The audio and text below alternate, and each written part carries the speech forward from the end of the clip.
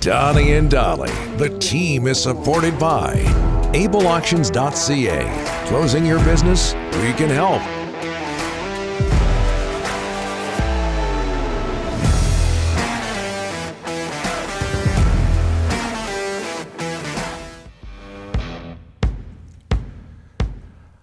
All of our guests today brought to you by our title sponsor, Able Auctions and ableauctions.ca, as Canada opens up its World Cup schedule today against the powerful Belgians. And here to talk about it, our friend Paul Dolan, who of course, and he'll be part of the broadcast on TSN Radio, Paul Dolan, who of course took part in the 1986 World Cup in Mexico. Paul, thanks for doing this. Sir, how are you?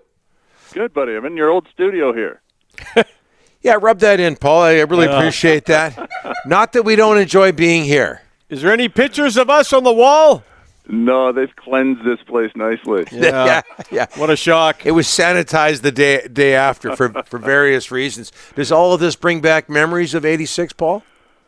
Well, the World Cup does, I can tell you. Canada stepping onto the stage for the first time in 36 years. I know what the feeling's like. Here's one thing that's a little odd, is that they've got a 10 o'clock kickoff. I remember ours was, I think, 4 o'clock. Those extra 6 hours of waiting around just has the nerves build, I would think. But I think this team's ready. You know, they've got a really good young core that I don't want to say is naive, but I don't think they're fearless. You know, they go out there, they know they're good. And yes, it's a terrific competition. They're playing against one of the best midfielders in the entire world, and Kevin De Bruyne, but I like Canada's chances here. Dolly, Japan beats Germany today 2-1. We saw what happened, or we heard what happened about with Saudi Arabia defeating Argentina. Is John Herdman going to use that as motivation for his team, or do they need that? I don't think they need it, but it'll be thrown in there among the other things that John will put up on the whiteboard there. He's very good motivationally. He's very good at bringing the group together. But there's been a common purpose and a focus amongst this group from day one that doesn't really, I think outside entities don't really matter to them. They will look and see that a team like Saudi Arabia was able to beat Argentina. They'll see that Japan was able to beat Germany. And they'll know that, yes, the world of soccer has gotten closer in terms of players and quality. You don't see blowouts as often as you did in the old days. So I think that John Herdman, who's such a good motivational person anyway, will get this team going. But it's going to be more about them, the brotherhood, the culture that they've built, the chemistry, the team spirit. These are the things that the pillars that John Herdman builds this team around. So I think that's all there. And they need that, too, to close the gaps, right? If there's a technical gap, which there will be, you're talking about a team that's got close to 1,000 caps when we see the final lineup come out from Belgium versus a rather inexperienced team, a younger team, but one that's just gone through 20 grueling games of qualifying as well and worked together as a group to get to this common goal. Paul, it doesn't matter what sport, experience is always brought up. 8 members of the Belgium squad are playing in their 3rd World Cup, and obviously Canada's got 0. I think Atiba Hutchinson is the only player that was actually born in 1986 on this Canadian team. Your thoughts on experience and that factor today? He's going to be key. Yeah. And that experience of good and bad. You know, there's been some tough times for Atiba as well.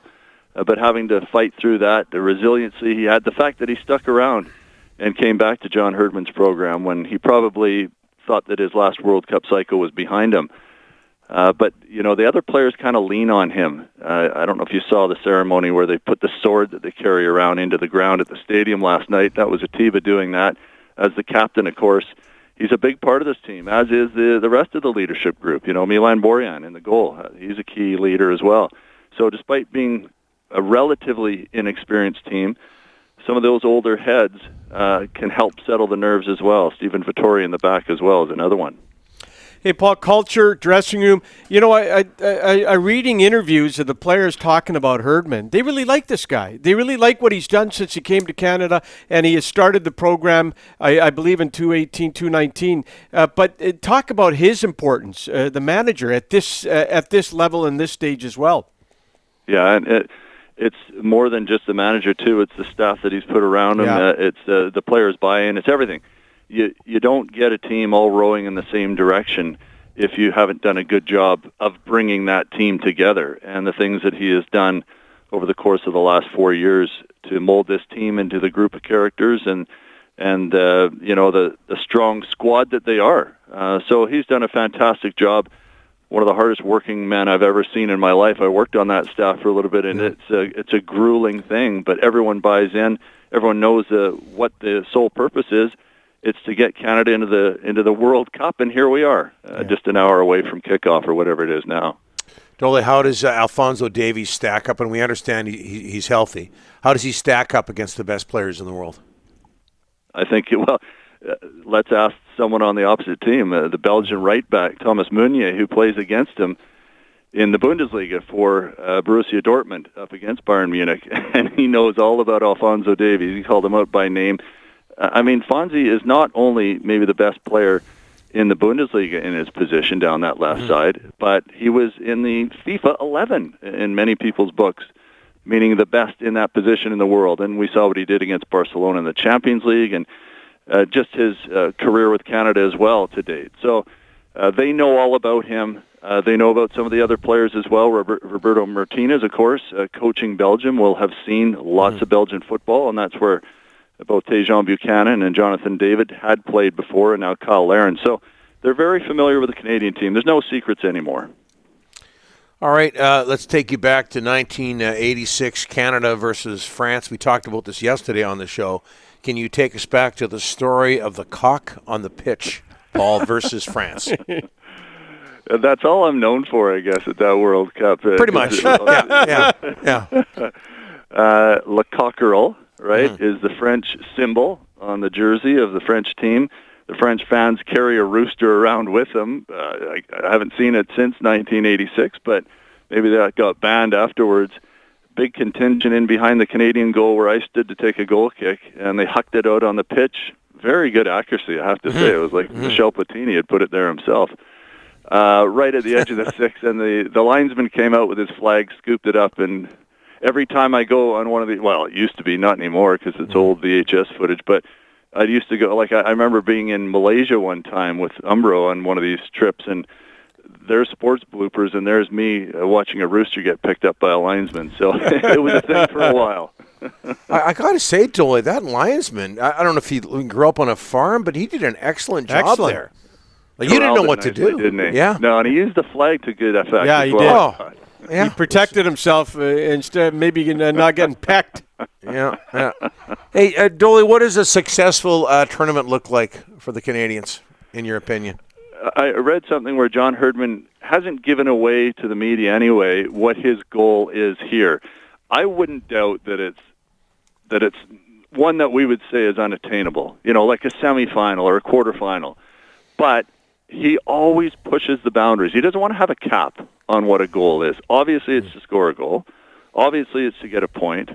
He wants to win. He wants to get out of the group. And why not? Why not have that ambition? And then you take it from there. And you never know. You saw this morning Croatia and Morocco, scoreless draw. That opens things up completely. A win against either one of those, and you say a point today, and you're through. So, obviously things come down to goal difference when there's ties and whatnot, but I think John Herdman's goal will be definitely to get out of the group, and why wouldn't it be?